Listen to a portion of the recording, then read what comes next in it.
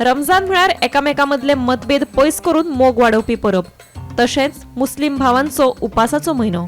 ह्या म्हयन्यांत मुस्लिम भाव कडक उपास म्हळ्यार रोजा पाळटात। फांतोडेर सूर्योदय जातकीच उपासाक सुरवात जाता। सूर्य मावळतकीच मुस्लिम भाव एकठांय येवन उपास सोडटा।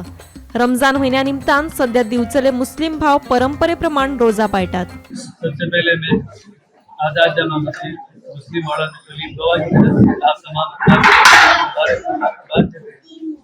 और उसके बाद आपने अपने चैनल के माध्यम से हमें बात कहने का मौका दिया, आपको शुक्रिया अदा करते हैं। और इस मौके से हम आपसे कहना चाहेंगे कि अल्लाह रब्बुल इज्जत ने रमज़ान मुबारक का जो महीना दिया है, इसकी बड़ी फजीलत है। इस महीने का सबसे बड़ा अमल जो है रोज़ा रखना है, जो तमाम बालिग मुसलमानों का फर्ज है।